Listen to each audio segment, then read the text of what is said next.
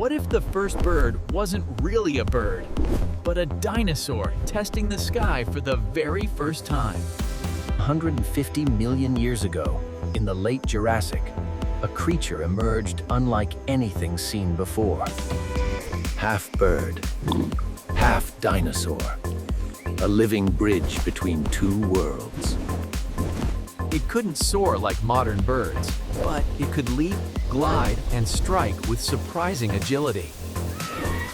Sharp claws and teeth made it a small but effective predator. Not quite a beak, but not fully a snout. Something in between. This world belonged to giants, but Archaeopteryx carved out its place. Surrounded by predators, staying small and airborne was its advantage. Its wings weren't made for long flights, but for quick escapes.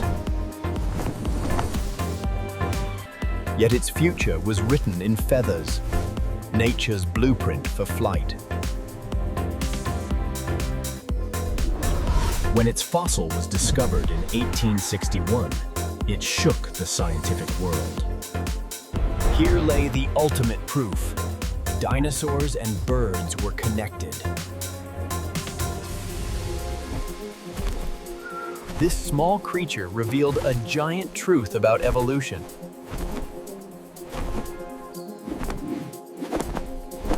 It wasn't perfect, but it was the first step toward perfection. Perhaps it lived in small groups, each helping spot danger ahead.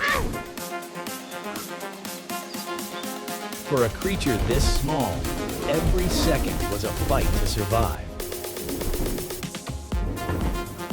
And survival meant mastering the air, one beat at a time. Its world was dangerous, but also beautiful.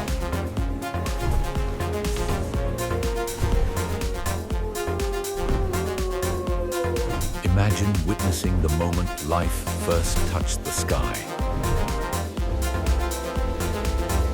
Archaeopteryx wasn't just a creature, it was a turning point.